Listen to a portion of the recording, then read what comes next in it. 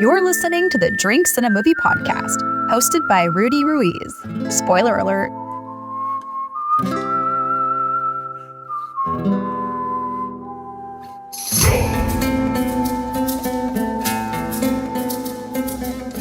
Rolling Drinks and a Movie podcast. Yo, everyone, thanks for joining. I am back with co-host Matt.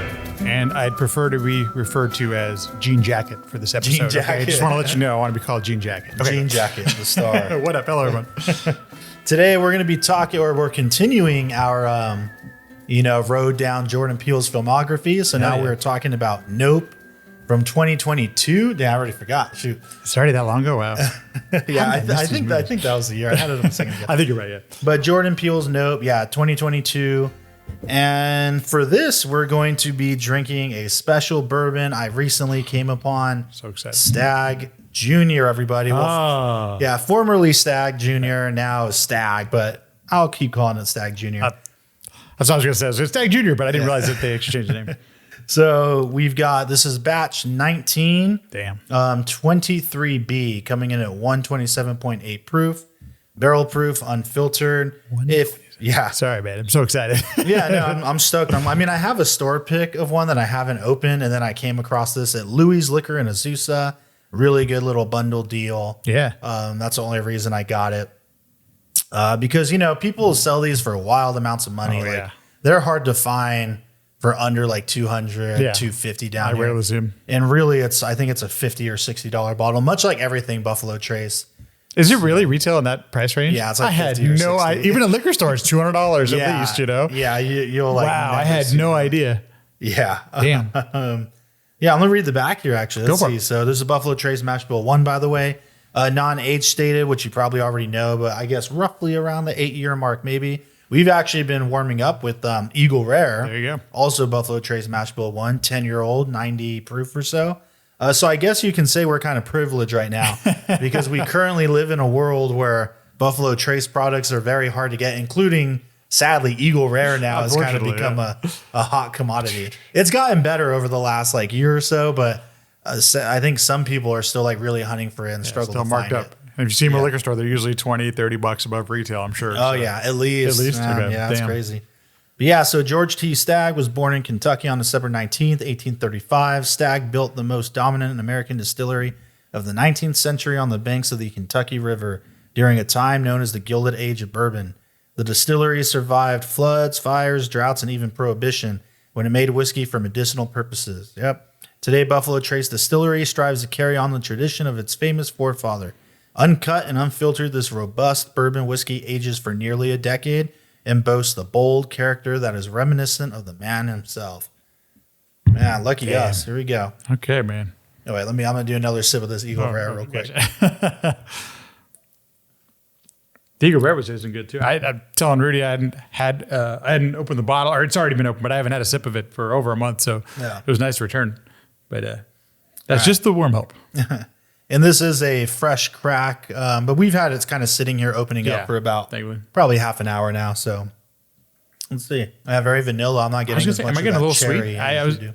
The vanilla. We're okay. So that's my sniffer sucks, folks. I've mentioned it many times, but I had surgery on my sinuses and everything. So I can't. Bad allergies that I had some polyps in my nose and. So they had to take them out. And it's really, ever since my allergies, it's really, I haven't been able to, I have to be really close and sometimes it's not very accurate. So, which is great if you're farting one off, it doesn't bother you as much. But for other stuff like this, I got some sweetness up front and that must have been the vanilla that I was getting. It's like a smooth sweet. So it must be the vanilla.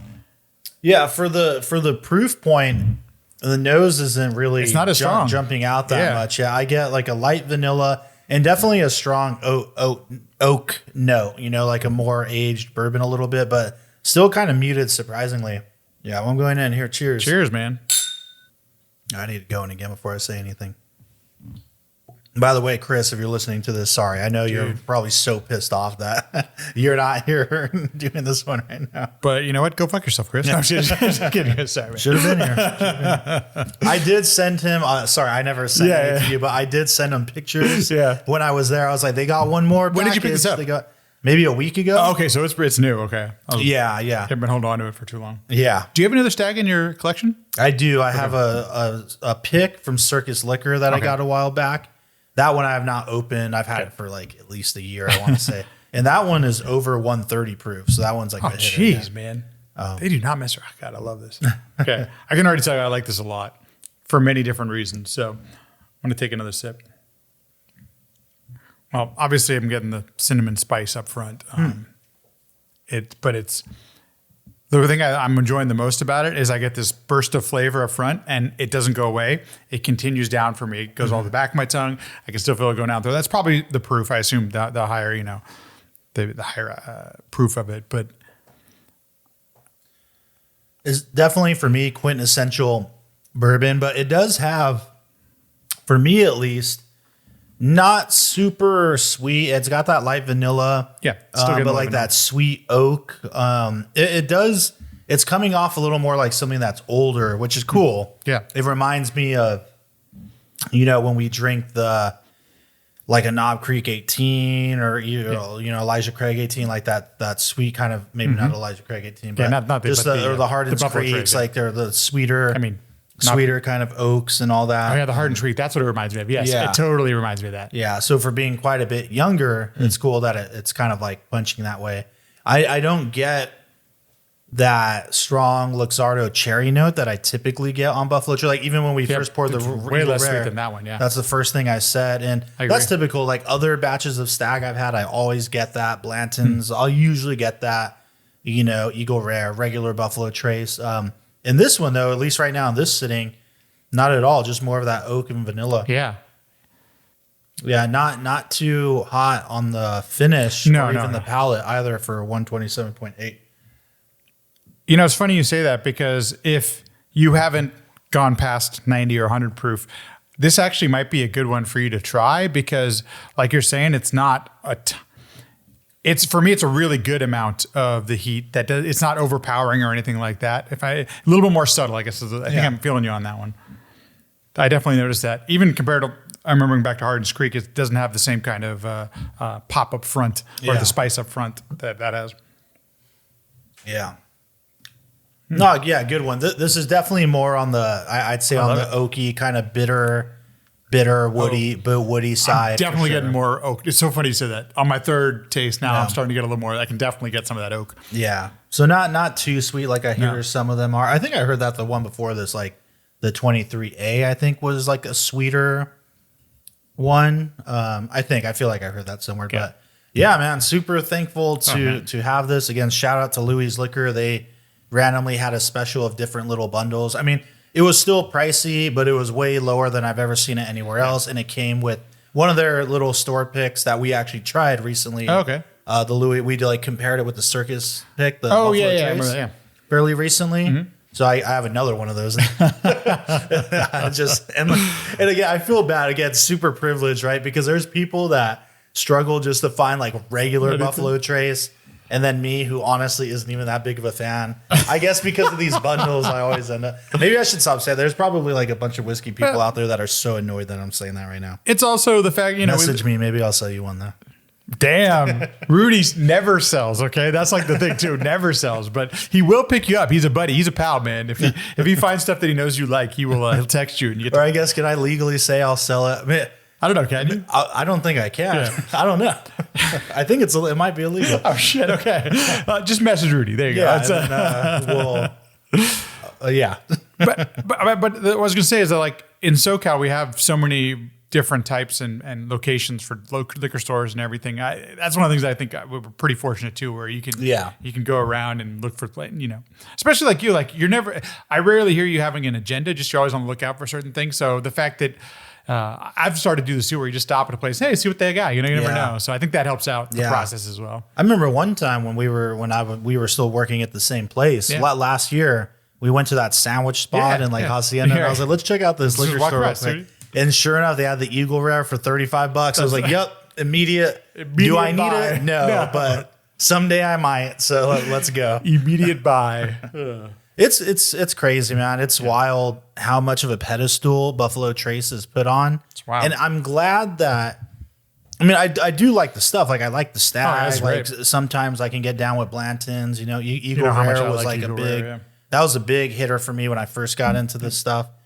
But it's. I'm glad I'm not as big a fan. Like I would rather go for Beam or Turkey, because it just their stuff gets like difficult to find and so overpriced and. It's a whole ordeal, you know. I think this one I paid $60 for, or something, maybe a little bit more, which wasn't that bad exactly, but that's still over retail, you know. Yeah, so. Yeah, they were getting up to that 75, 80 point. That's when I passed. I saw one for 90. I'm like, what? Yeah. You got to be kidding me. I will say I'm going to give away the secret, like Mission Wine and Spirits. They typically have them quite a bit, the Eagle Rares, and they're still around like $40 there, at least the last time I went. And sometimes they've got some good store picks too, and at a fair price. Their store pick Eagle Rares will be like $60, $70 or something. Yeah. Mission Wine, and where's that one? Pasadena. That's the closest one. There's Pasadena and a Glendale or Sherman Oaks. One of my good friends lives out there, and I see him regularly. I got to go. Okay, next time I'm out there, put that on the agenda. I'll let you know next time. Well, I don't go there as much anymore because I don't make as much money as I did, and I'm being a little more responsible. But Mission was one of those places where I just. Anytime I pass through Pasadena, I'm stopping in and seeing what's up. I'm not much of a bottle collector, but the Eagle Rare bottle, which is nothing that special, but it's the one I have. It's the only bottle I kept because Chris gave me one for my for his wedding, his wedding. Special meaning to me. But I mean, I might start collecting like the Sagamore ones. I just love the Sagamore bottles. I mean, but this one's it's nothing that special on a bottle wise. But damn, I'm actually really enjoying this. This is really good.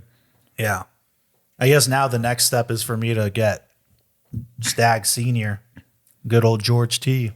See if I ever find one of those one day. Damn. Well, thanks for sharing this. This is great, man. I really like this a lot. Yeah, no, it's good. I'm lucky to have come across it, and for a price that's a little better than usual. Yeah, right. I'm not even gonna say fair, but it's not anywhere near retail. As good as I'm probably ever gonna get it. But yeah, that's Stagg Batch 1923B for you. When are we going to Buffalo Trace? I mean, at some point, right? We got to hopefully make a trip out to. Hopefully. Okay. Again, just me, but I'd hit up a few other places. Oh, well, yeah, not just that. Yeah, for sure. I would if I, man. Well, here's the thing. If you were given money's no object, you can go to just one distillery to check out.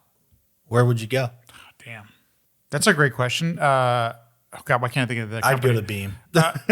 Having that, we were just talking about it. Sagamore. No, not Sagamore. The one, Creek. Knob Creek. Yeah. No, not. Fuck. Why is my brain totally the Eagle Rare or the one we were talking about? It's in comparison to this one. They did a specialty bottle. George T. Stagg.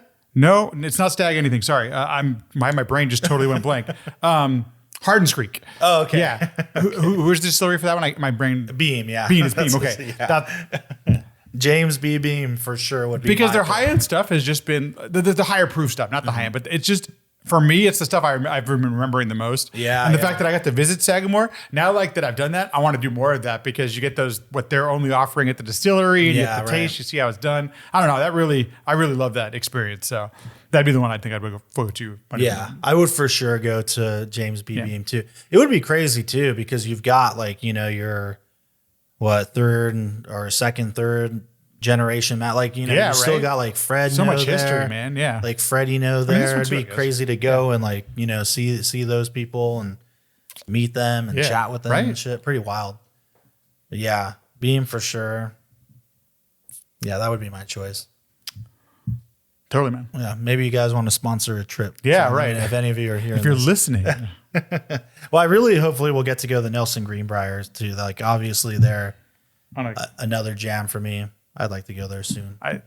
Chris was telling me about where Phantom's Pre-Tour is, so not to derail the subject. I'm like, are you guys going? Should I fly out? There was a little talk of that. And I'm just like, if it's in there. Because I can't, I can only take so much time off. Sure.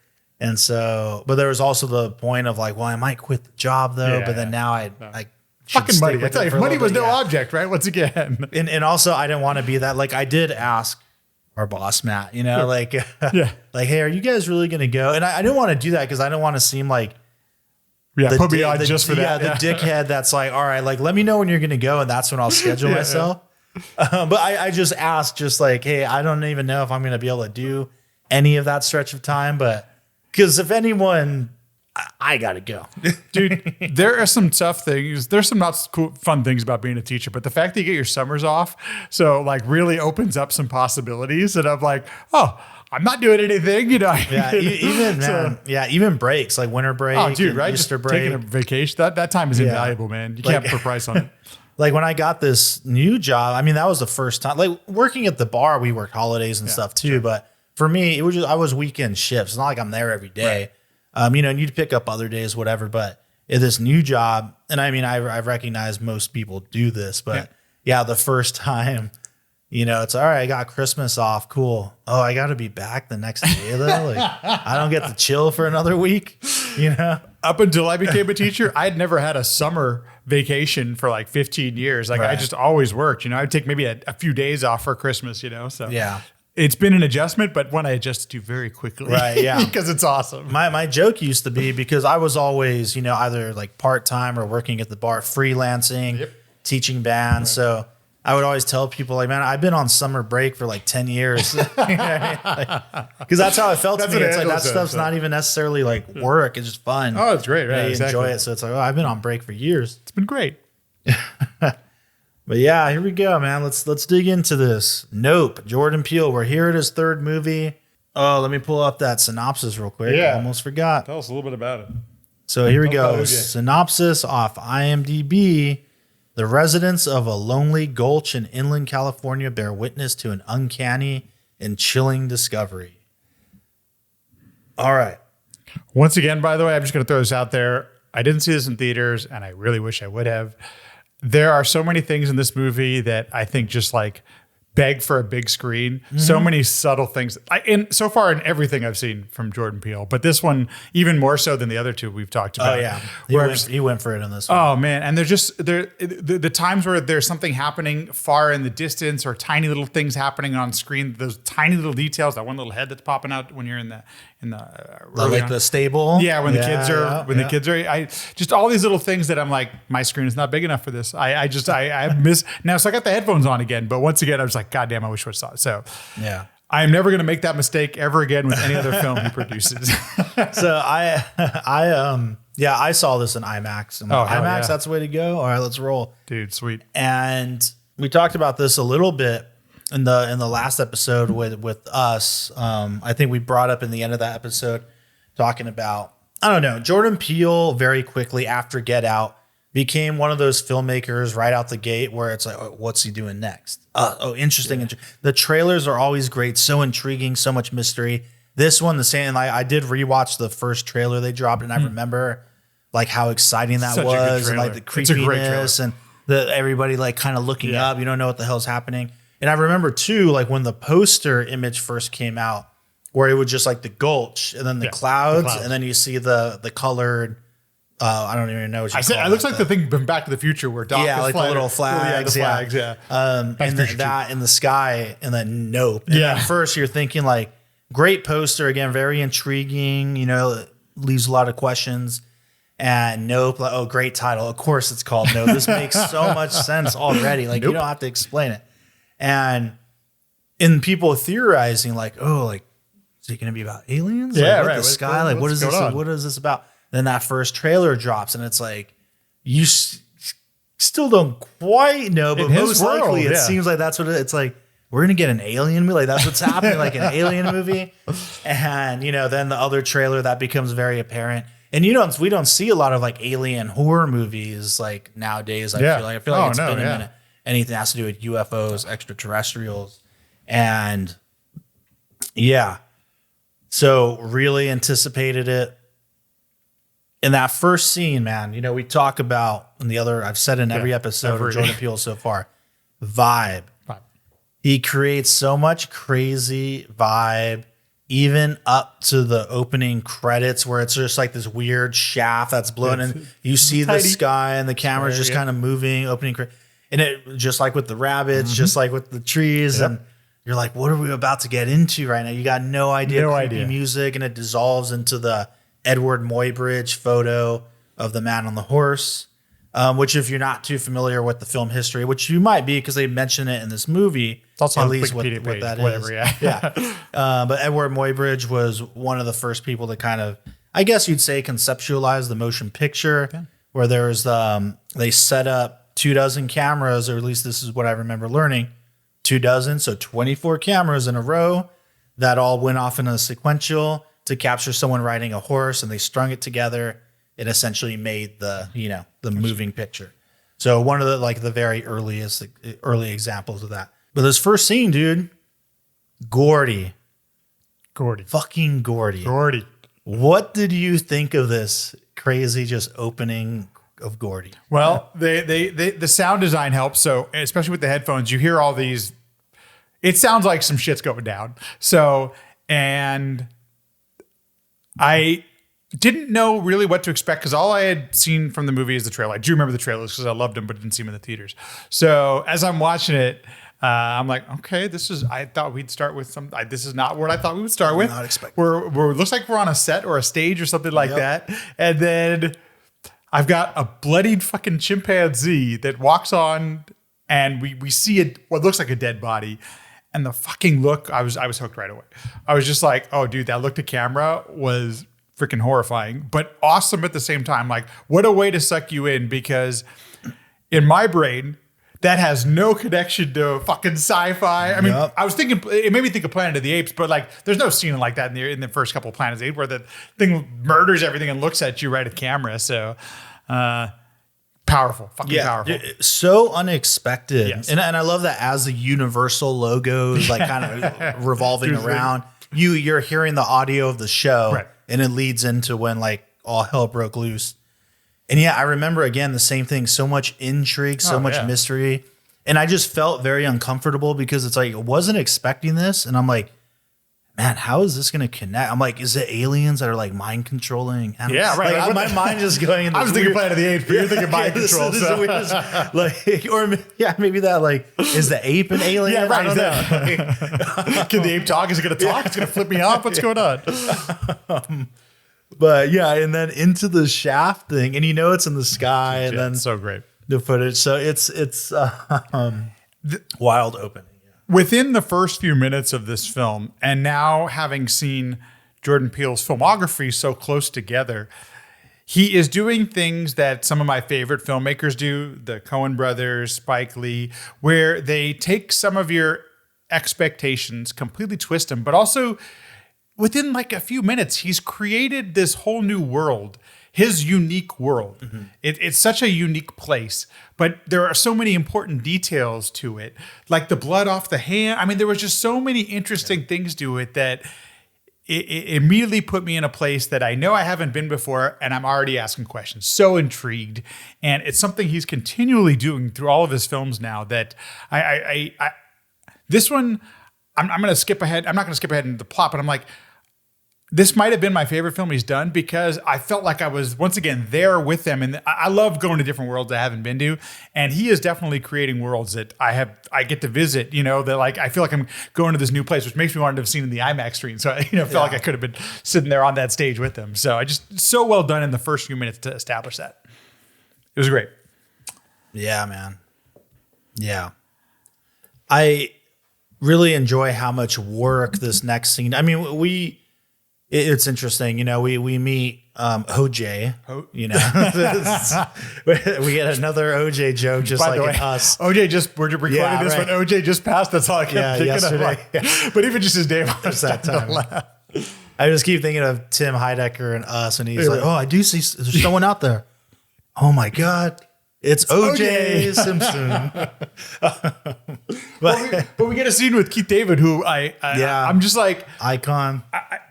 Over 300 films or 300 appearances like on screen, dude. Isn't that incredible, man? One of the great character actors. I think I think his audiences know him so well. Once again, Peele does another great thing where he bumps him off with it like immediately. But he's such a good actor, you care about his character. So that his getting killed immediately has a lot of weight to it. Yeah. And the one thing I'm noticing in now all of his films is that every little piece has a place and a purpose. Even details you might not even think of have important details, like the stuff that's actually falling from the sky or the intrigue, the way that I love, and this is what I want to watch the film again, because I think even in this opening setup, OJ, it's not like he's disbelieving what he's seeing. I can already see his brain starting to work. And so you got this smart character again that I'm already like on board with. And, this horrific thing has happened and we care. And it seems super powerful for me. I'm like, oh, damn, this shit's like, we're starting off. We're getting right into it right away. We're not waiting around for it. Yeah, I mean, the way it cuts too, I think the editing and the lack of dialogue here is really good of just, these people have a relationship. You see him fall off the horse. They're in the car. We just see that he's blood. Keep talking. And then you just cut immediately to his body. And then we see what actually happened. Yeah, it's brutal. They show us the extra. It's like a great cut right there. Yeah, a lot with no words. Yeah. Just kind of not too rapid, but a quick succession of these. He's not a fast cutter. It's just there's an intentional purpose with all of his cuts. It's a very good rhythm. That's just enough. Rhythm, there we get the shot of OJ, then he's driving back. The close up of he has the key or the nickel. Yeah, the nickel. Yeah, in the bag. Yeah, in the bag. Yeah. That's the thing that killed him. Like, holy shit. Yeah, crazy. But we get back and we see the key in the horse. Yeah. It's gonna play a big part.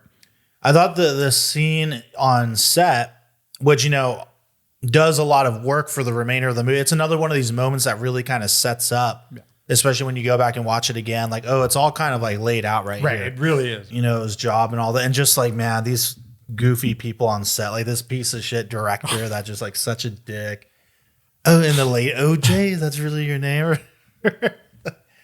The cinematographer is just great. I don't know who's ever walking the talent onto the screen. I can't remember. I don't know what his job was. He was the dude from like Ocean's 11 or something. Yeah. But like, I don't know what his job on set was, but like as a character, I'm like, if you've ever been on a set, this happens where if somebody quote unquote prominent, you got to introduce them, you got to make a big deal. And who does this person have to talk to? It's like, it felt very real. Yeah. I think there are certain perspectives that he presents in the films, Peele does, that like you have to have lived them to be able to present them this way. And like a lot of things, it has weight, but that scene feels very real. It feels like a real set. It feels like they're, people, we just want to get the fucking shot so we can get out of here. It's like the two groupings, right? It's like, like the crew that are like, let's just move go. And guy behind the camera just like. Pretentious director just kind of in a, where's the other guy? Where's the other? Oh, he died a couple weeks ago. Oh shit, we're stuck with him. Like just, and he's just like, okay, totally. The safety meeting. Well, I like how we just see very quickly just the kind of personality that OJ Daniel Kaluuya had, like just very quiet, very reserved. Like he seems very unsure of himself. I also read it as like he's probably dealing with something. He lost his pop, and he's still got to keep. I figured he's trying to keep the family. I didn't know it was a family business, but he's trying to keep the business alive. I could already empathize a lot with what it seemed like there was a lot of stuff happening already, like that he's maybe hasn't dealt with. Who the hell knows? Yeah, for sure. And then M or Kiki Palmer's character walks on, and in a film where you've got a person who is going to talk a lot and be kind of the extremes. In some films I've watched, that can be a little bit risky, and sometimes it goes a little bit overboard, where, in my opinion, that character can become annoying very quickly or something that makes me tune out. I don't think, have I seen her in anything else? Has she been in other things? She has been in other stuff, but this is the first time I've seen her, which was interesting because I remember, I feel like I vaguely remember, I don't even know who, but I feel like I just heard around places, Kiki Palmer's in this movie. Kiki Palmer's like Kiki Palmer. And I was like, I've never heard of this person, never seen him before in my life. I've seen her before. I actually, right before we started, looked through her IMDb. I was like, I haven't seen any of this stuff. Okay, so it's not stuff that you'd seen before. No. I thought, so first of all, I think the character is really interestingly written because she says a lot of the things that she's feeling and all those kind of things. At the same time, I found her like so charming. I actually, all her whole shtick and spiel and everything, I really enjoyed right off probably because she makes you laugh right off the bat. But I could tell that she has some similar motivations already that OJ has, and I really enjoyed her performance right from the get-go. And as I've gotten older, I don't know what it is, but if a character comes off as charming to me on screen, for some reason, I tend to like them, or at least like, I'm with their character a little bit more. So I really enjoyed what was happening. And unfortunately, it seems like she might go a little overboard in this first scene where she kind of screws up. You might screw, trying to pitch herself. There's other motivations, but right. But I really, throughout the film, I thought her performance was really well written and really well acted. It was funny. I watched a couple interviews with the cast before here, and it seemed like in the interviews, like that's really just her. That's just like that's awesome. Where everyone else is like, oh, that's you, but it's like, oh, you are that person. I think. Yeah, no, I mean, I think she's charming too. She was fun right out the gate. Yeah, right. For me, she is a little annoying though. Totally. Just a little bit of points. She reminds me. I mean, this is quite a bit different, but a little bit of Sterling K. Brown's character in American Fiction, just in the sense that she seems very disconnected from the family and is quite a bit like somewhat selfish. The choices she's made, the persons. Yeah, I got what you're saying. That's good acting and writing though, because it made you feel that way, right? Yeah, it is, and it doesn't go overboard. To like, there was never a point where I hated the character, and it never seemed unrealistic. That's the things that Peele is doing time and time again. Like, he establishes so many things in the characters that none of the decisions ever seem out of place for the character, even though they do some outlandish things. Like that is so tough to write characters that way, where to have that kind of detail in only 2 hours, that you always believe their decisions. They never seem out of character. Yeah, and awesome. I completely buy their dynamic too, where totally. she is so opposite of OJ, and there's a sibling thing, and you can tell there's a little bit of resentment in him because she's not present, and he's trying to keep the business together, but he's not. She's trying to find her way in life, and he's trying to keep the ranch alive. He's not even like quite into it. He's selling off the horses, this and that. But I buy the dynamic, and I buy their relationship when they are close, and it is like, well, you want to go in and smoke or whatever, or the whole like, well, you can stay. I got to work though, or you got to work, and she's like, oh, I'm not working, But I buy, and even that they would work together to set up the cameras and do all this. I buy it all, and I know we got it in the trailer, but I still love her speech she gives about my great granddaddy. She misses a great, just because it's just so you could see a person.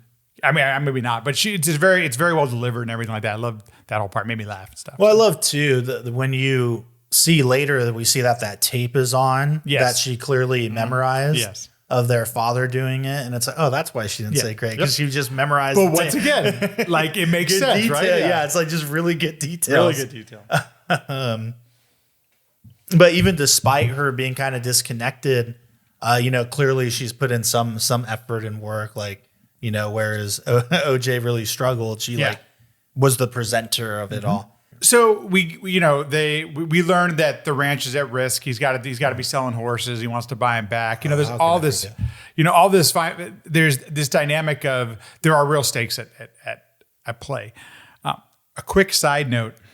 Did you ever go to Magic Mountain? Or have you ever been to Magic Mountain? Yeah. Like where they live in this area that they're going to, if you've ever driven up the 5 and gone up the, up and down the Grapevine and all that kind of stuff, there's just something about nostalgic for me, because that's where I used to go for a drum corps rehearsal. But then also I had a Magic Mountain season pass one summer.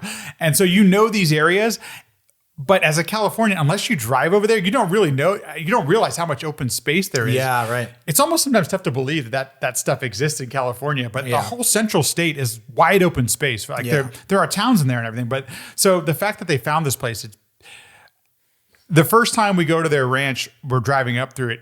Beautiful. I mean, he uses throughout the movie, he uses some really wide lenses at times, and holy crap, does it cover the beauty. It reminded me, and later on it just reinforced it, but I was like, oh, I think he's wanting to, this is his Western, these are some of his Western shots, because the cinema of the whole thing, the whole landscapes are absolutely gorgeous the way that they're shot.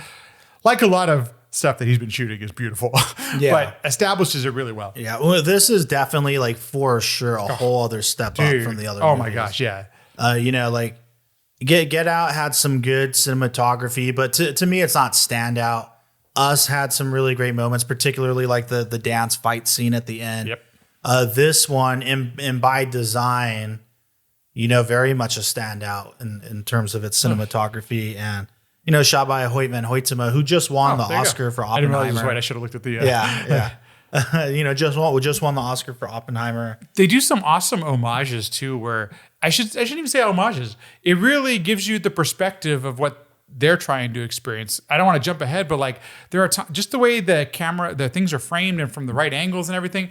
So often there's this mystery and suspense that makes you lean into the screen just from placing the camera slightly lower or giving us the perspective of we can't quite see over the fence. I mean, there's just throughout the film, I was blown away by the cinematography. Yeah.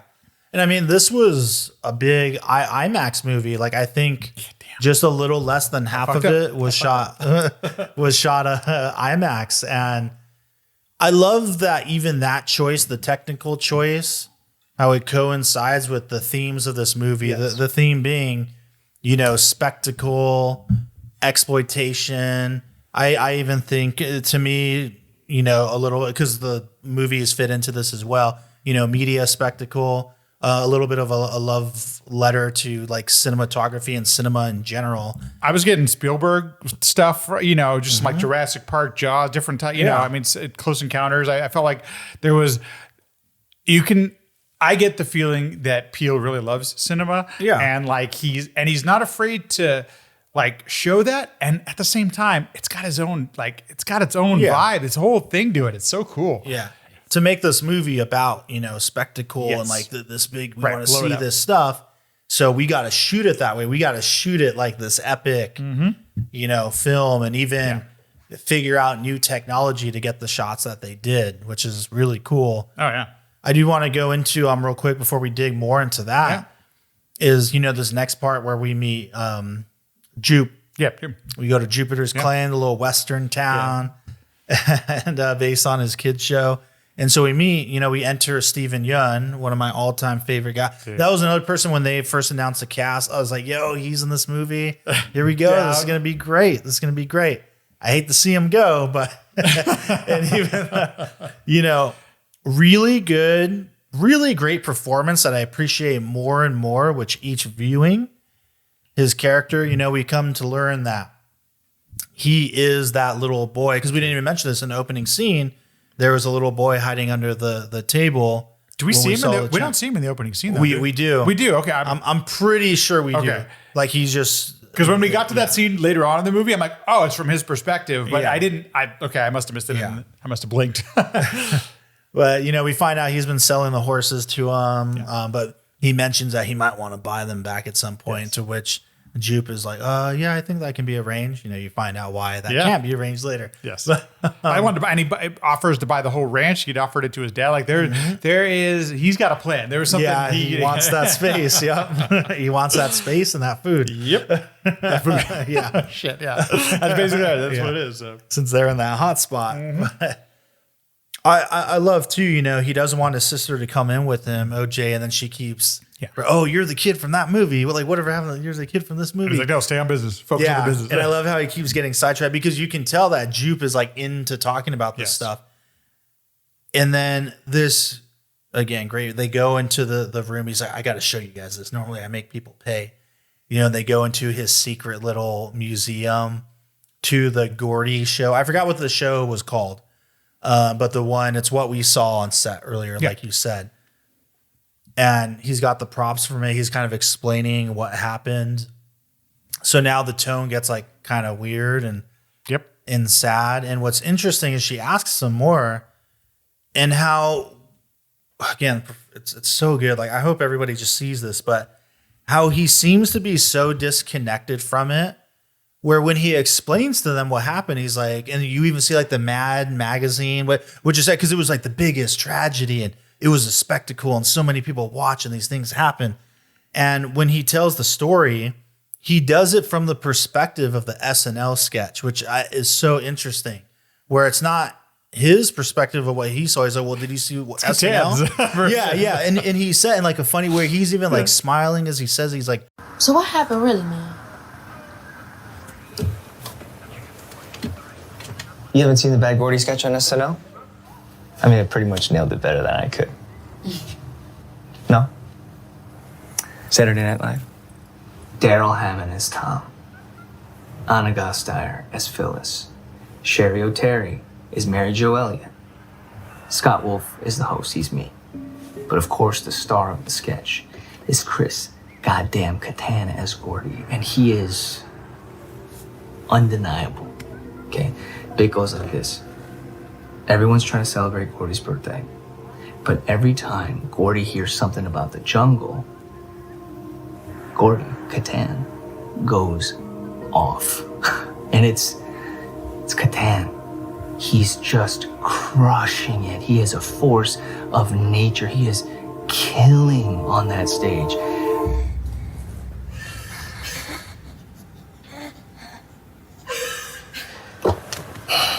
Yeah. It's legendary. Legendary shit. Yeah. Yeah, I'm gonna have to go ahead and look that one up on YouTube. Details, Totally. But yeah, when he's explaining it and just kind of. You're so right about that performance, about being so disconnected. I almost forgot or forget that he is telling it because he lived it. Like, even though he tells you that and everything, they set it up that way. You almost forget because he is so disconnected, and it creates, the performance is great. And it also does so much service to the story to help us understand some of his motivations and maybe some of the decisions he'll make later on. Yeah. That I didn't even put it together how affected he was by that, and who wouldn't be if you saw that kind of thing happen, but how it probably motivated him for everything he did after that happened on that. Yeah. This is the thing where we have to, like, I think, just stay on this topic is, because later on, I forget how it transitions into this moment. It might be one of the title cards where it has the name of the horse or whatever. But where we go back to the Gordy event, it's like 1990, whatever. It's called Gordy, yeah. Yeah. Yep. And he, we're seeing the set again, but now we're like seeing the scene. We're seeing the person. They're covered but getting beaten to death. Or we're seeing the show. Yeah, we're seeing the show happen. They open the box, the balloons pop, so the chimp goes crazy. Dude flubs a line, right. The lady's getting beaten to death. The dad gets caught up. Chased. And gets gets killed. And I think, and then the Jupe being under there, just like shaking and everything. And then you see the chimp, and just such a creepy scene. And what's so bizarre, and you see this in his little room, that shoe, there's the blue shoe in the room. And then when he's under the table, we see the same shoe that's standing upright. I don't understand what's up with that. I don't either. And even after watching the movie, I don't understand the significance of that, to be honest with you. Yeah. But it seems important. Yeah, it has to be. Right. Like, it's got to be. And I talked to one of my coworkers about this, and he had a good thought on it where he said, I think he tied it back to when OJ says something to his sister at one point about, is there such thing as, like, is there a word for a bad miracle? And I think he tied it. I think he said it. Maybe it was someone else, but like, it's like, it was this 1 in a million thing. Got this it. Bad miracle. And that had him fixated where he's just watching this coincidence of the shoe happening to stand upright. And that kept his focus instead of looking at the chimp.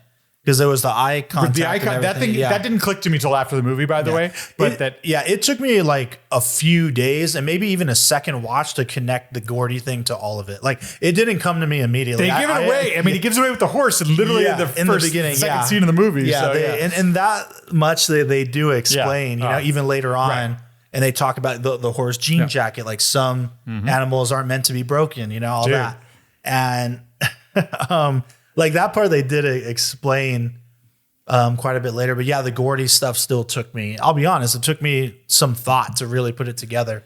And then even when he's under the table and the chimp does see him and it walks towards him, the tablecloth is like covering his face. So he's obscured. He's looking at him through that. And I think there may have been something too, where maybe he as a character was a little closer to Gordy, because they had the fist bump thing. Where even there's the poster in the room and he's like, oh, that was the very first fist bump we did.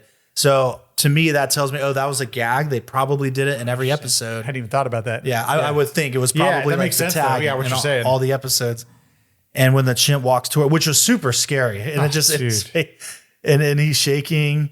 And then he puts his fist out and it's just a bloody, paw. And any moment I think he's going to grab it. Like, that's the thing that anything could go wrong. Anything, right. Yeah. Even though I know he's clearly alive right now, it's still scary.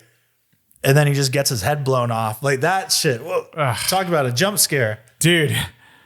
But when it cuts, One of the great edits in any of his movies is the cut from him there, like shaking the cops running in, and it cuts to Jupe in his office, just kind of leaning against the desk, and he's like kind of dazing off into space, and has this expression though where it's not quite a smile, but like almost, and it's such an interesting edit, and just like I guess it's how much he's repressed this whole situation, and sadly to the point where because he got lucky, he unfortunately thinks that he can control the nature. It's a gift, right? Yeah. And then that's the thing, like, and one of the points of this movie, right? It's like, you can't control nature. You can't, it's going to do what it's going to do. So I was thinking of Jurassic Park. I was literally thinking that exact same thing. Yeah.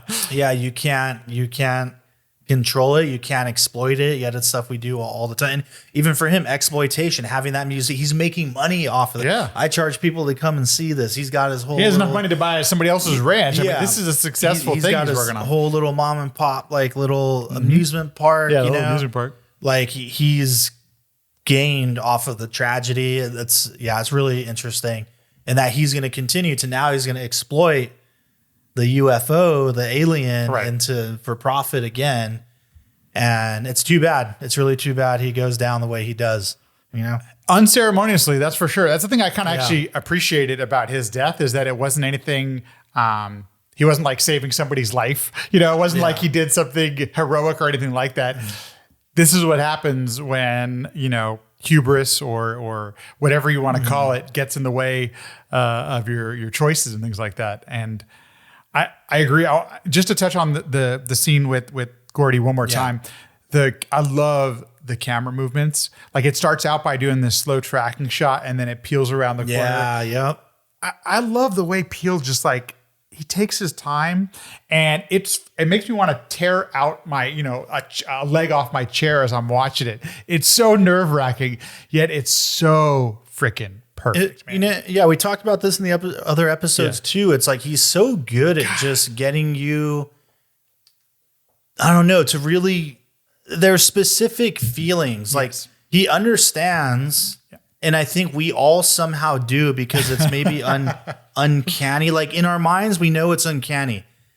This empty film set, just looks wrong. It looks wrong. There should be people and all that. And it says applause. Applause and then like blood splatters on like the cameras and all that, and on the walls, and it's so eerie that, because we just know it's like, oh, this is supposed to be thriving, and it's not. And that alone, without any extra shit going on, just already starts to create some tension in my mind, and clearly yours as well. Absolutely. And I really think anybody, and granted, we do have the fact that we saw a little of this before, so we know it's something, a little bit, but we know it's something bad. The way to present it this way, holy cow! I mean, it really slaps you. I can't wait to watch that one again. Yeah. Like, it's so well done. Man, I'm really glad you brought up that shot. Oh, dude, it's so good. And then to your point, it's one of my favorite cuts in the film too, where we cut to Jupe and he's thinking, and then we get this almost like comic relief section where, the whole setup of his show and everything was cracking me up, because you got the guy on the MacBook doing the sound effects, or the person on the MacBook, and it's kind of low budget, and you don't have a huge crowd. He's like, he's acting as if he's performing in front of a sold out crowd, and it's people he knows, and then there's like 16 other people. It's like, it's a really great setup, because he's obviously spent money on it too. So he's got these grandstands and everything like that, and so for it to go down the way that it does makes it all the more. In my opinion, there was a sense of comic relief, but at the same time, you're like, oh yeah, I mean this guy, he tried to mess with nature, and you can't control it. So, and it could have just as well happened to Kiki and I forgot her character's name, because they were trying Daniel, because there was them too. The exploitation. They want to make money. We got to make money off this. We got to get the shot. Yeah, this is our moment. This is how we save. This is how we save our butts moving forward. So and I love all that aspect of it, media. Even when they're like hatching their plan to catch it, destroy, or not even destroy, to get the shot. Yes. Because I don't think they were planning to kill it, but just to get the shot. When the dude comes on his motorcycle with all his cameras and all that. These TMZ is so fucking funny. We didn't even talk about fries yet. But the thing I love too, and I'll bring up a couple of them quickly, but like when you're at Jupe's amusement park, there's this well that takes a picture that is a surprise that pays off later. The fact that OJ understands horse behavior pays off later. There are every little detail. There's nothing there that's wasted. It's all there for a reason. And I'm going to miss a bunch of them. But even, going to buy the camera equipment at Fry's and meeting this guy who's kind of a little, who might be into the conspiracy UFO thing, like all these little things, all are there for a reason. And the fact that he included it just makes the whole thing feel like a complete story and makes everything make sense. Like, once again, nothing's out of place. It totally makes sense that the characters make these decisions. Yeah. I love Angel. It's such a good character. He's so great. Yeah.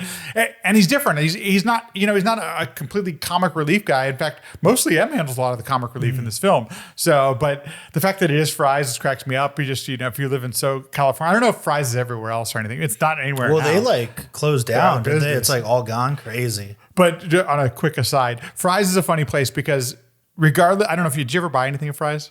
A couple times. Like I've been to the one they were at with the UFO. Yeah, okay, cool. So I've been to that one. Yeah. But Fry's always just seems like nobody knows what's going on there. Like my brother and I always joke that we felt like there's a potential that the mob is running Fry's for some reason because everyone's wearing 2-cent shirts and like they sell everything. There's shit everywhere in Fry's. So it's a funny store to. It was always very overwhelming to me because I'm not computer savvy and I'm like, this place is just too crazy. And it's not like you're. I mean, they'll sell, there's people everywhere working there, but it's not like anybody was like the most knowledgeable person there. Right. So, and I'm not knocking the people who worked at Fry's. It's a job, But like at the same time, I'm like, you could literally buy anything there. So, if you want to buy porn, you could buy porn there. I'm not going to say how I know that or anything, but just saying. So, literally buy anything there. So, knives. I mean, they sold all kind of shit. Karaoke. It's such a weird place. Sorry. So here's a moment in the movie that I want your take on. This one was like wild for me, but I'll hear you. I want to hear your thoughts first. Because, in the development of the movie, we've skipped some stuff, but, he sees that something's up there, whatever. The plot's moving. It's a UFO, Now, when he goes outside and he's at the stable, turns the lights off, they turn back on. Tell me how you felt during this scene. So, you're talking about the scene where eventually he's gonna be like, nope. The prank. Yeah. I don't know if did I say this on screen or I don't know if I've been recording. I wish I would have had the huge screen to see it because it took me forever to see this little head popping out. And I'm just like, first of all, it's fucking brilliant. But at the same time, like, oh, we're going there. We're going there. This is totally okay. I literally thought that sci-fi. It's going. That's literally exactly word for word, almost what I said. That was my feeling. I was like, "Are we doing this? Like we're in. We're doing it. I was totally, already. We're I was like kind of excited. I'm not gonna lie. Yeah, I was like, he's going to show us a Martian. Yeah, we're gonna see a little bald alien. It's gonna be fucking Independence Day. Yeah. It's gonna have suits. Okay. That was my. Just like I remember in the theater. Well, and that scene was scary though, because like alien stuff really freaks me out. Totally. And that scene was scary. The lights coming in because I wasn't expecting that. And none of it's close up. It's all they're far. It's far away. It's just so you dark can't enough. see. This is what I'm talking about. The details are so good in this. I mean, the way that they shot that is perfect. Yeah, he knows it. If I was a child, or even as a grown man, like the way I have fears of aliens is probably the same way he does. Because I imagine it being something like that. Like if I would have alien nightmares as a kid because I watched some like show about abductions or whatever. It would look something like that. Like when he turns and you just see the head like kind of peek, or it's standing there in the distance and he's just like kind of frozen and like, nah. No. He pulls out his phone to start taking a picture. He's like, nope. He's like, I love all be this the smart character. Yeah. Like it's time to go.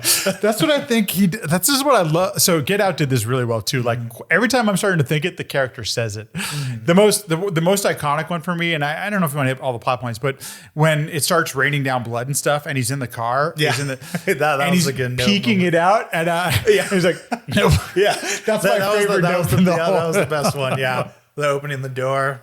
Nope. Nope. I love that one.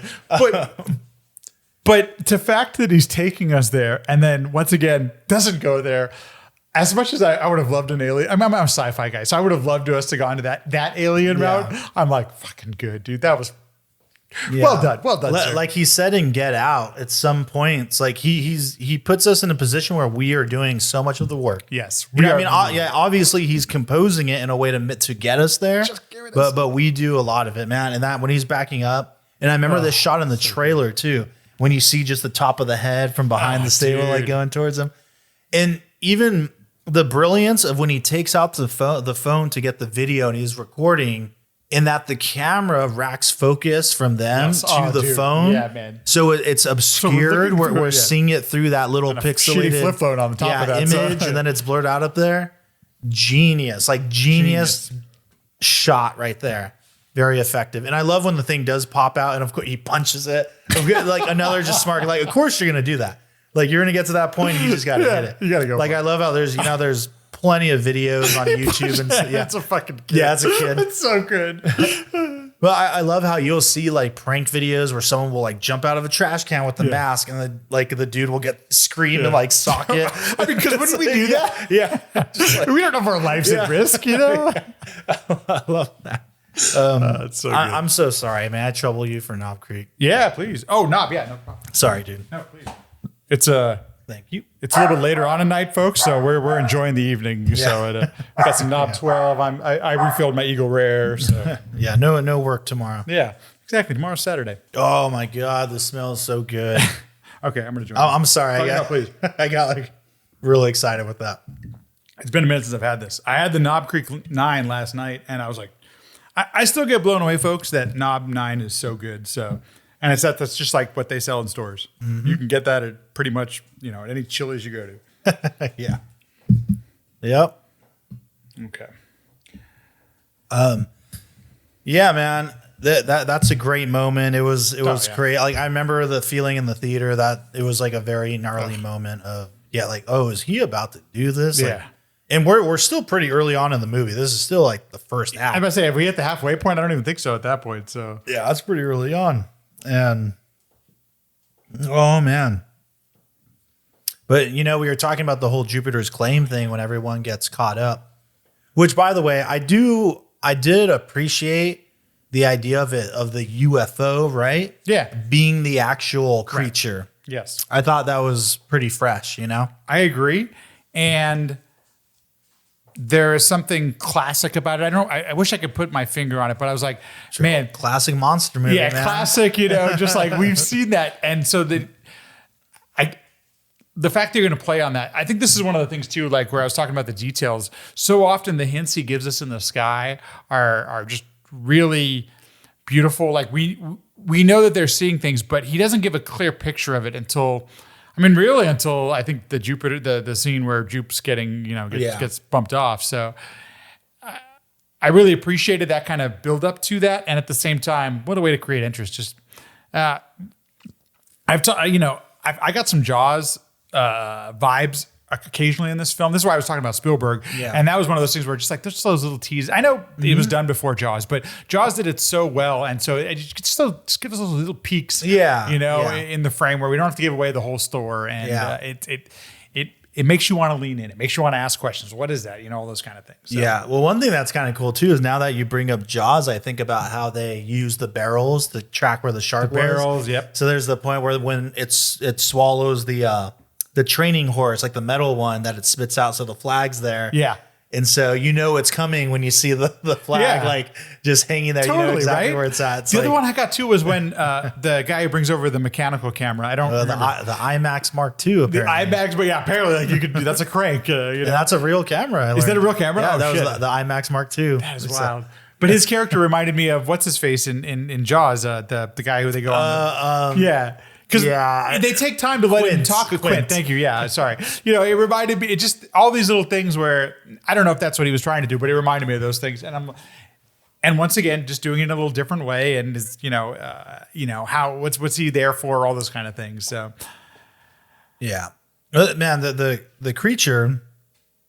First off, super creepy when it flies by. Oh yeah, and you just hear like screaming and shit. Like the horses whining, and when they do get Sound design, swallowed, fucking amazing. When they get swallowed up at Jupiter's claim, and there's the shot like going up inside the thing. Oh shit, man. as everyone just getting like pulled up, and there's like the rotting horse carcass right there. Man, that did make me very uncomfortable. I felt so bad for all those people. Yeah, they didn't deserve that. No, well, I mean, no. No, so I laughed as if it's real. I'm just like those poor people. They just wanted to go watch the show. It does set up an interesting, because at that point there's still a good hour left in the film, and where do we go from there, right? So I assume we're gonna have some kind of showdown with with the what's the name of their ranch? The Haywood, the Haywoods, if you will, and. I liked that there were all these little things starting to come into place where OJ is learning from all these experience, and he doesn't really verbalize it. That's one of the things I think is so interesting. Daniel Kaluuya's performances, man, this guy is, dude, he is so freaking awesome, because he does, and it's part of it is the way it's written, but he does so much with so little often in both this one and Get Out, and I really appreciate his performance for that. It was like you can tell he's thinking and he's starting to put things together and why certain things might work and why certain things other. And we get this scene in just a little bit where it's literally raining blood on the house that just with the headphones on, and that scene just not being able to see things. So good. And then when Angel's in the van, the music stops, and then everything starts to shut down. OJ is stuck out there. She's inside. And I love, man, Angel when he's under the table with the knife and like freaking out and stuff. I love how just like scared he is. I would have been that guy for sure. But he's not stupid. That's the thing I like about it. Like he grabs a weapon. Yeah. He under the table, as much cover as he needs. Dude, right. I mean, and I love to see how, slowly they're kind of his relationship with the two of them grows too. But through that moment, what's interesting is the build up all to that of like, there's even that whole sequence when the bug is on the camera so they can't see it and they're outside, and then they're seeing it for the first time. And I think that's when it swallows the training horse or whatever. Yeah. But then when we get here, like this scene where both of the vans are stuck and the blood comes down, because now what's interesting here is when we really get when it becomes personal between the creature and them, where now it's like a territorial, like where it's literally personal. It's not just this thing's coming by and like, oh, there's something to eat, let's go get it. Yes. Or it's challenging. Like now it's literally like, oh, we're butting heads. Yeah. Like, why is the creature going somewhere else? This is my place. No, fuck you. I'm staying here. This is my place. Yeah. And even to the point of where it's still kind of like hovering around because the music's slow. And there's a part where they do make the run for the car, and then it comes back because everything. So it was literally just like waiting them out. I thought it was great, so great. The intelligence to it is really well done, and both the antagonist and the protagonist are learning. Like this is where OJ learns that if you don't look at it, there's something to that. It's like a horse, and also I got the feeling like the alien was actually trying to lure them to do that. Had like kind of, give you a false sense of security, right? Exactly. So I'm like, both pulled back just enough to get them to like run for it. So I never felt like they were safe ever. Yeah. And because of main characters getting bumped off and stuff like that, you never know who's going to go. I got to tell you, not to jump ahead or anything, but I appreciate that Peele lets characters we like actually survive. Mm-hmm. Sometimes, one of the things I don't know if it's easy, but almost nowadays we've been through so many great television shows and movies that it's okay for a main character to get bumped off. It makes us more invested in the story. And yet Peele is continually allowing some of our main characters to survive, which I actually really appreciate a lot. I do appreciate that as well. Yeah. Because you're rooting for these people. These are heroes. Yeah. No, I agree with that. Yeah. Any show you watch, Walking Dead, Breaking Bad, main characters are getting bumped off all the time. Sopranos did it like with Big Time, but all these things. Anyway, sorry. Yeah. Well, and what's really cool, going back to like the cinematography aspect of it, is all the nighttime shots were day for night. I was going to ask if they were day for night. Day for night. There was a little, I don't know why I could tell, but I was curious, maybe because of how well they you can see everything. Maybe because you could see everything. Yeah. I was curious if it was day for night. Okay. Yeah, no, I remember the first time I watched it, I'm like, this seems like same thing. It just seemed like I shouldn't be able to see all this. I don't know if this is unpopular. I actually liked it. And I'll tell you why.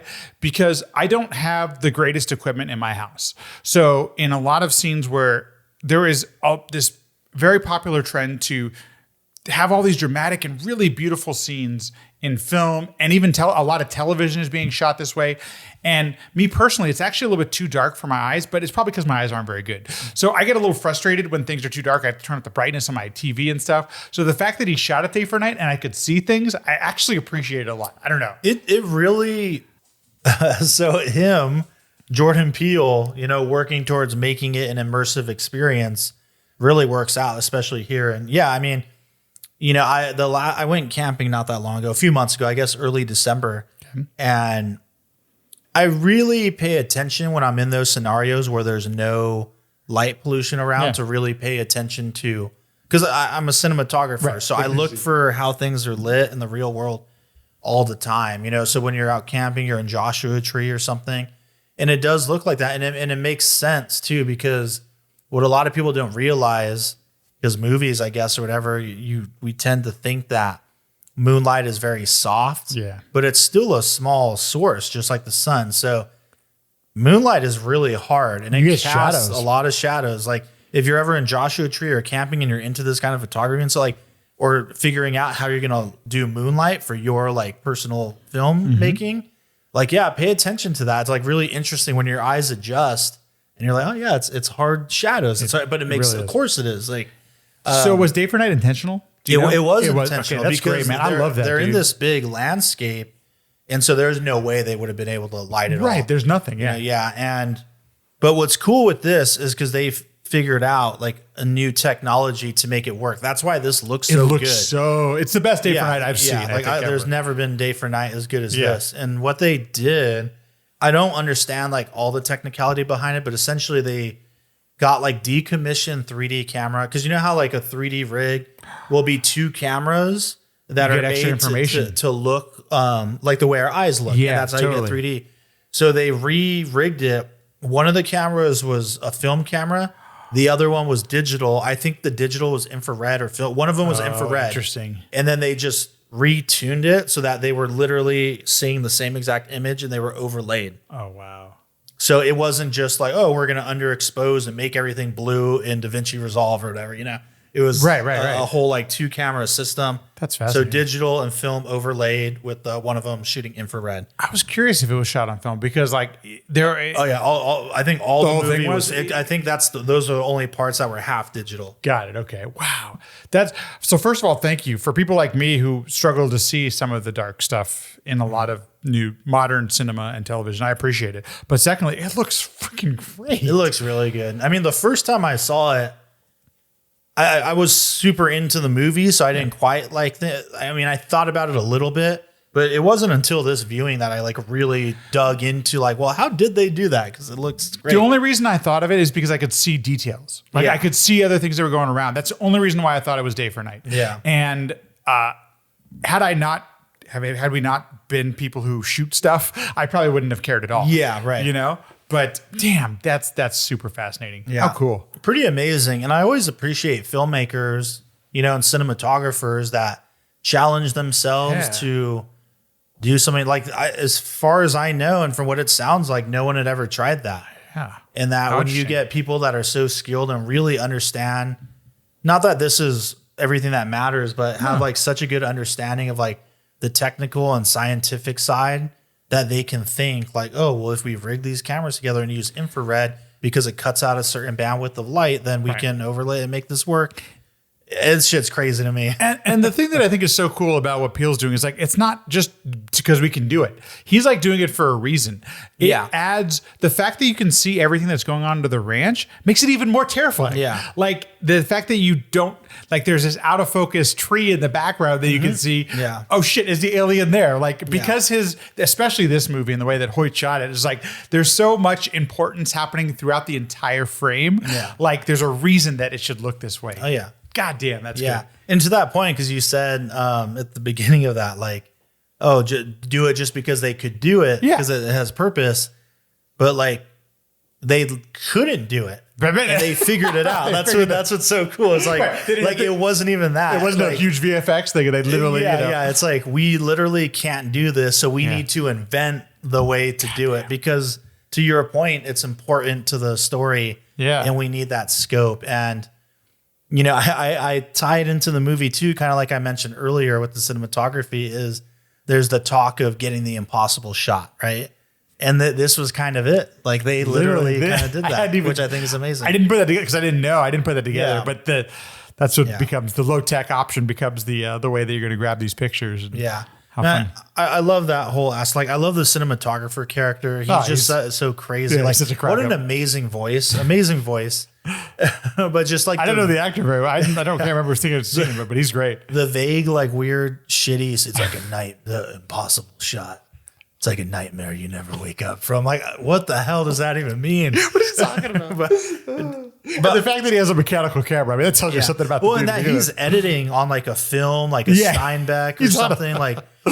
He's literally cutting. And even to the point, and there's just like film cans everywhere, and to the point that, he's editing this nature footage of like a anaconda catching a tiger or something like. So we get the sense of like, the whole animals and nature and all that territory, and how they pull them in. I love the phone call with them. It's just so funny too. Like, how'd you get I got it from the call sheet or whatever. He's like, oh yeah, you're the horse girl with the catering or whatever who does all this stuff. For those of you who don't know, when you work on a set, there's a call sheet and it literally has everyone's phone number, so you can network afterwards. I love the he's like, well, I usually do one for them, so I can do one for me. And just all the time, it feels like a love letter to cinematography a little bit. When they pull them in, they're gonna get the impossible shot. They're coming up with the plan. We can't use electronics, so it has to be an analog film camera. It's one of my favorite moments of the film where M and OJ are so excited about the fact that he brought the mechanic, and they're high-fiving. They're like, they're so fucking excited. This is how you do it. Like, these are two really smart people, and they didn't, nobody has a mechanical camera anymore. So, I mean, although I should say film has come back, actually. A lot of people like shooting on film nowadays. So, still camera film. Yeah. I mean, I do have a Krasnogorsk 3K3 60 millimeter camera. I haven't used it. Wind up. No batteries, not just wind it up. Get like 2 minutes, I think. I also gave you my Super 8 camera, which I still have not digitized. The one thing I shot on that camera, I never digitized. So. Yeah, sorry, I still have your camera. Keep it. No, please. It's a gift. I'm never going to use it. So yeah, sure. Oh, hell yeah.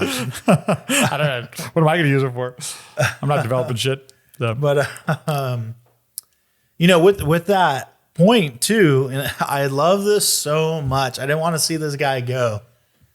But I thought this was so funny. I remember laughing in the theater. I'm pretty sure I was the only person who laughed. Okay, I laughed too. But they do the thing. The plan succeeds. That poor bastard on the motorcycle dies. Yeah. Did it. Cool. We got the shot. And then the sun is setting behind the hills. The rays of light. And he mentions that in their plan. He's like, we get it there just in time for magic hour. And then there's just the shot of him, and he's all like, a light. He goes rogue, dude. I mean, what the fuck, dude? They're like when angels. They're like, what's he doing? He's like, nobody knows. I don't know, man. He just said some creepy shit and just walked away.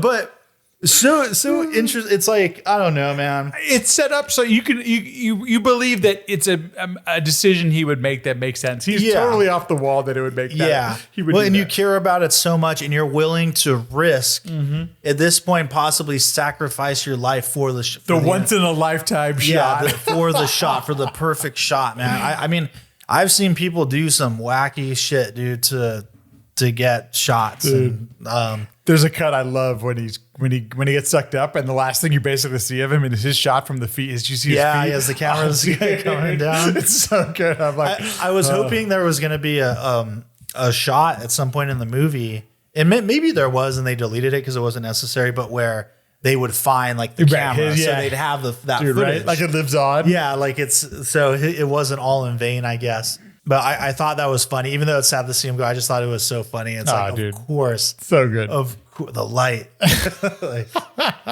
it's time. It's perfect. Love that. But yeah, the nightmare you never wake up from. For real, man. And then you get the standoff. The family stands their ground. Mm-hmm. At first, I didn't quite understand why he was choosing to look in its eyes. Like why was he finally making eye contact when the alien finally shows itself? I assume that's the alien, but I don't quite For know. OJ? Yeah, for when OJ was like looking like that part. I want to watch again because I didn't quite pick up everything that's happening. He's making they were luring it into shot. That's why he had the hood with the eyes on the back, and he put the blinder. That part on the I horse understood, but eventually he turns around and he looks up. Oh, so that Kiki Palmer can escape because that's when she was on the motorcycle. He's doing it to save. That's what I thought. Okay, so he's doing it to save her They were life. both Okay. kind of on opposite Got it. sides. So yeah, he did it so she could get out. I was trying to is his character making some sort of arc decision here? Like, are we seeing him go in a different direction? But he was doing it to save the sister's life. Yeah. Okay, that makes a little more sense to me. That's what I thought, but I wasn't quite sure. And we got the The eyes. Yes. love Okay, that. that's why they do it. Okay, got it. yeah, man. I'm not quite sure I dig this whole part with the way the monster like opens. I don't know. I'm not funny. too sure about that design, but This is the first, I haven't thought this in any of the films I've watched, but I haven't watched them again, which I believe Peele's films really want you to watch them again because there's so many interesting layers. It got a tad, I wasn't quite sure why we needed to keep stretching this out at this point. it does feel a little long. Like why, I assume we're getting to see perhaps there's this thing from Star Trek. I love Star Trek, love Star Wars, love all these kind of things. And in the very first episode of Star Trek: The Next Generation, it asked the audience to think of possibilities that you wouldn't normally think of, like a spaceship that is actually a person or that is actually a being. And that's the vibes I got from watching that scene. At the same time, it seemed to stretch out just a little bit long, and I'm like, I want to see the heroes succeed here, and I want to move on. And I understand you want to give us a little bit more of the aliens and like why do they, all those questions we have about the alien. At this point, I would have liked to just get there a little bit quicker. But, that's me re-editing it. That's not fucking necessary. I mean, Right. Peele's a fucking master. So, but that was the only part. That's the only small complaint. Yeah, and just by a little bit because I felt that way the first time I saw it. Okay, you felt that way in the theater. And I guess it just leans itself to the spectacle aspect as well. Right. Oh, we have this big thing, the beautiful clouds, the magic. We It's haven't seen it this way. Yeah, we're just kind of breathing in it a little bit. And what an interesting way to present an alien. Like, it looks like it was made of fabric and everything. I mean, all these a very interesting thing at the same time. Yeah. Yeah, man, it looks like a little camera sensor. Yeah, right. I was like, oh, and the way it changes, cool, really great work by the VFX department to kind of create something like that. So and I love that it all comes back to it's like we've got the analog IMAX camera, Dude, the little wind up 16 millimeter Still camera, cranking it. and then to go all the way back, and then you almost tie it into like the Edward Muybridge footage on the horse, where it's like this super old school big plate photos, the put the quarter in, and that it calls back to that whole well thing. The thing I did love, man, there's a slow-mo shot of riding the horse. Huge Western vibes because the soundtrack now is giving me, we've talked so many Westerns when the smoke clears and OJ standing God, over I love it, man. the hero shot. Yeah. I was just Super like, dude, cool. I was so into it. I was like, that part I freaking You get that love. like guitar kind of so good. Western shit. Yep, I feel that. The smoke and everything. I was like, that was so good. That part I loved. I absolutely love too that it's the Jupiter big balloon thing would be what destroys it. Like, looks like a Bob's Big Boy to me, but I know it's like I just love that. it's just the smoke goes everywhere and everything. Yeah, I love it. It just fucking explodes. Fucking and shit. explodes. And I like that we see the shot from inside it again of like it trying to suck in this balloon thing and just That's the thing that fucking cracks it is a big old ass balloon. How funny. Yeah, dude, really good, man. Really good. I didn't get a chance to read too many reviews, but as the film has aged a little bit now, we're in 2024, and there is a growing group of critics who think this is one of the better sci-fi films of all time. And I can understand that sentiment that it plays with, once again, like our expectation for the genre and takes us someplace we haven't been before. And I think that is so true and accurate. I love that I got to be a passenger on this ride that's someplace I haven't been before. Yet it's so from like, I mean, if you drive up, if you go to that area, you know the area so well if you live in SoCal. Yeah, right. And, so like these things we know, genre things we know, like the scene where the aliens are going to, we think we're going to go in a different direction. And once again, he just always, he takes the left turn, takes the right turn, and just, I continually love that about all of his films that he's done now that I've seen. Like, I once again, I'm so bummed that I haven't seen if these come in theater again, please give me a holler, or if they ever come out in film, I want to watch these in a big screen. Yeah, I'm sure it'll happen at some I'm sure, point. yeah. They're very popular films, so. Yeah,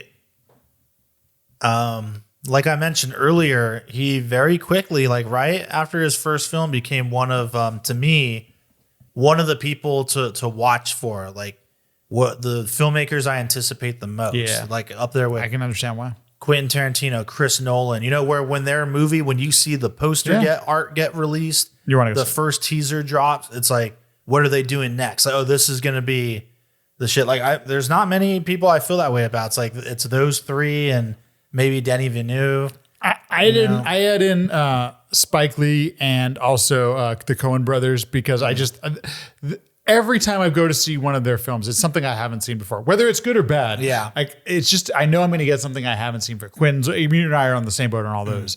And I think that's not easy to do in the world where there's a business around having to make art, So like, it's not easy to do it in that world. Yeah. And Peele is making films people want to see. All of his films have been successful financially. And this one, especially post-COVID, like not easy to get people to go to the theater. So the fact that you made money in the theaters, not easy to do, but people want to see his films. Yeah. Which is pretty damn cool. I'm grateful because that means he's going to get to make more of them. Yeah. And this was easily his most expensive too. Oh, So dude. Yeah. I'm glad it You worked could tell. out. Oh, shit. Well, I mean, now after seeing all three of his films, I guess how would you rank them, or what's your favorite one at this point? Us is the film I want to go back to and watch again, for sure. So far, Nope has been my favorite. Yeah, watching it again too, I think it's my favorite one as well, for sure. We've talked about this now. It's a continuing thing where I am enjoying cinema where I get to like go to places I haven't been before. And I haven't been before, for sure. But there's so much interesting, there's so many things I need to unpack in Us. I gotta watch that movie 10 more times. Right. But with Nope, I just got to this, and all of his films have been these great experiences, but I was smiling from ear to ear most of this film watching it because it's just, there's this sense of awe and wonder and all those kind of things that I'm a sci-fi nerd. So I dig that kind of shit. It's just really well done. Yeah, definitely. I think the scissors from Us are in Jupiter's office too. Like the really.